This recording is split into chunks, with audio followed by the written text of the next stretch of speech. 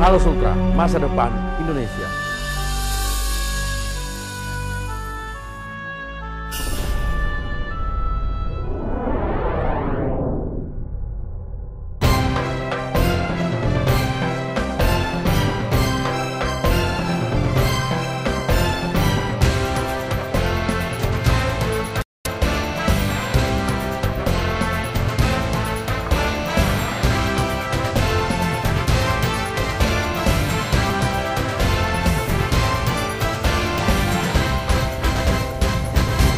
Halo Sultra, masa depan Indonesia.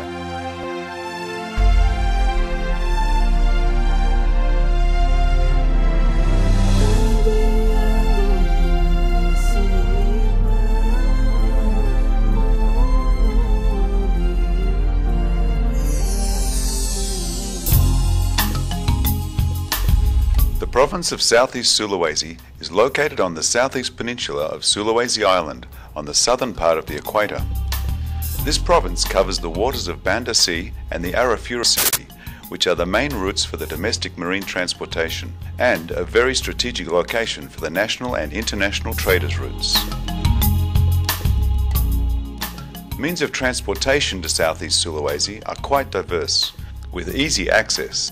From Jakarta, there are 8 flights scheduled per day to Kendari.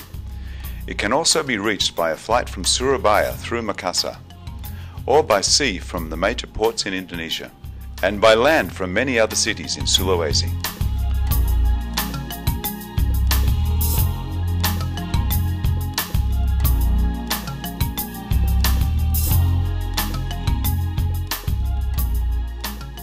Its land covers the area of more than 38,000 square kilometres and water coverage of more than 114 square kilometres.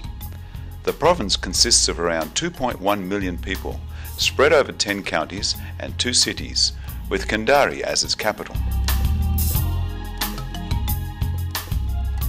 Southeast Sulawesi has become famous as one of the tourism destinations in Indonesia. Its nature is beautiful, and the diverse culture is indeed a special attraction for domestic and foreign tourists. Since long ago, the Southeast Sulawesi community has always welcomed newcomers. The renowned traditional dance of Sulawesi is always performed during the welcoming ceremony in this region. There are also many other types of traditional dances.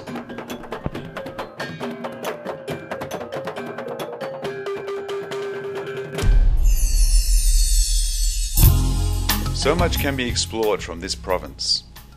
Starting from historical sites such as the Tomb of the Kings and the Japanese bunkers, Kendari also has a beautiful bay where tourists can enjoy the sunset. Its natural beauty can be enjoyed from all parts of the beach. There are beautiful sandy white beaches as far as the eye can see, all along the coast of Sulawesi and its islands. On the unpopulated island of Hari, there lies a stretch of beautiful untouched sandy white beach, surrounded by beautiful sea gardens with excellent scuba diving and snorkeling.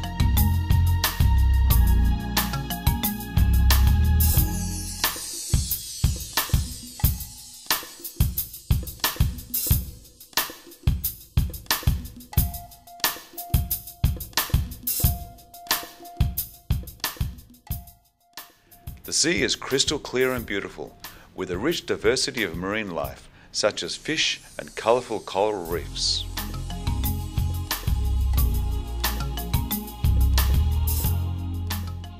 The small island of Bokari has an area of 15 hectares, with a shallow lake in the centre in the shape of a horseshoe.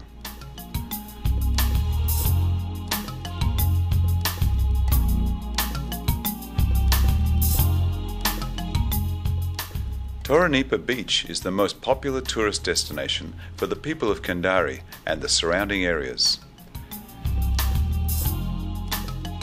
Continuing the journey to South Konawe, we can enjoy a vast savanna wilderness in the National Park Watumohai. With an area of 100,000 hectares, this is the largest savanna in Indonesia. Not too far from here lies Aupa Watumohai Wetlands National Park, which is a nature conservation area. Here we can find hundreds of species of flora and fauna which are unique and rare.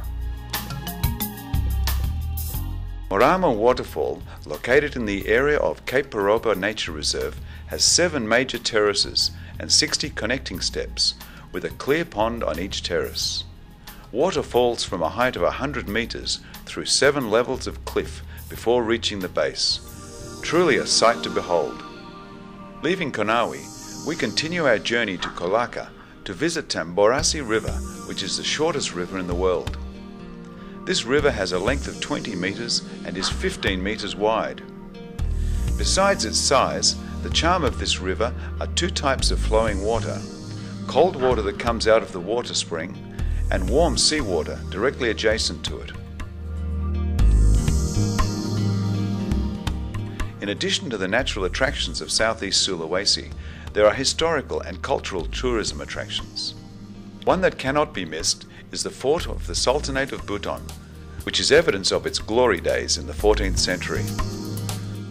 Claimed to be the world's longest fort, it has 16 outposts with 12 gates and was equipped with 100 cannons protecting every entrance and corner of the fort. The 350-year-old 20-meter flagpole, known as Kasulana Tombi, and the mosque of the Sultanate is the pride of the Buton people, who continue to preserve the traditions from its ancestors. To the north lies the Lambusango Forest, a wildlife reserve and protected forest area, a preferred tourist destination because it has a variety of birds and other wildlife that are not found in any other area of the world. A lot of research is conducted here.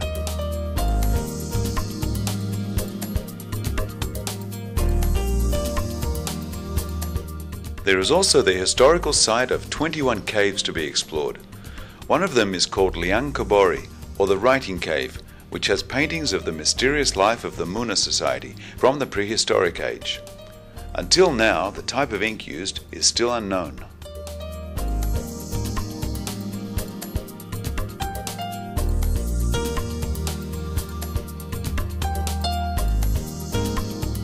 Cultural tourism is attracting considerable attention, such as the Kite Festival held in Muna.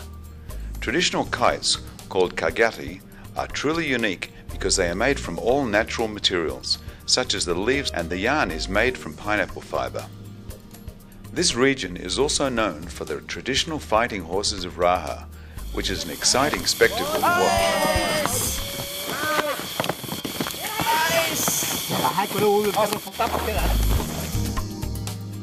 Visiting southeast Sulawesi would not be complete without visiting Wakatobi, which is famous for its beautiful sights. Wakatobi is the shortened name for the combined areas of the biggest islands of Wanchi, Kalidupa, Tomia, and Binonko. These islands are part of the most beautiful group of islands in the world, with 875 species of fish and 600 species of coral. These fish are brought to this area by the east and west sea currents that meet at Wakatobi. Its beauty is what makes Wakatobi very popular as a diving destination. Since 1996, local governments have made these islands a marine national park. Besides the beautiful coral reefs, Wakatobi Islands are also known for their sword craft. Here we can find a lot of iron crafts that can be taken home as souvenirs. Another famous souvenir of southeast Sulawesi is woodcraft, known as gembol. Gembol is made from teak wood or sandalwood. The workshops are located at the center of the village, about 2 kilometers from the city of Kendari. Products from the crafts are sold through the National Craft Council of Southeast Sulawesi. Wicker woven handicrafts and silver craft from Kendari are renowned for their skillful detail. Also, hand-woven fabrics from Buton and wicker weaving from Konawe can be seen being created by the craftsmen.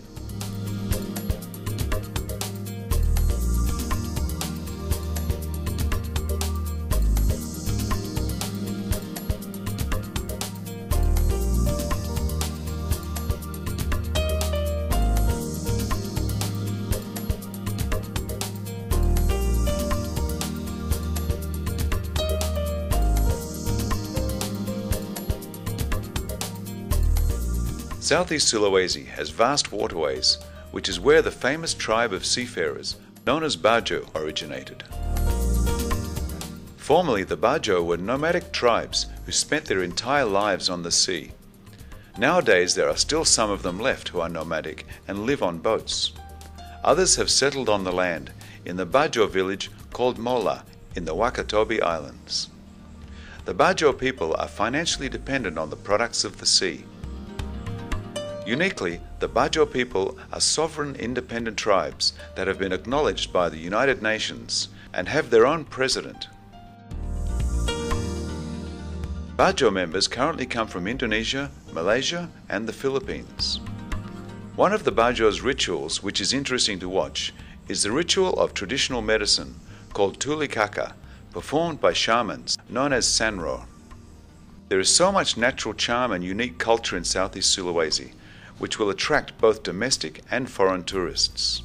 Local governments have supported the tourism potential of this province by developing infrastructure such as roads and transportation routes to access places of interest in this area. In the not-too-distant future, Southeast Sulawesi will be recognized as a unique tourism destination by both local and foreign tourists. Kepada masyarakat dunia, saya mengundang Anda untuk datang ke Sulawesi Tenggara, melihat keindahan alam, laut, dan budayanya, karena Anda tidak akan temukan di negara-negara manapun di dunia. I invite you to come to Sulawesi Tenggara, visit Indonesia.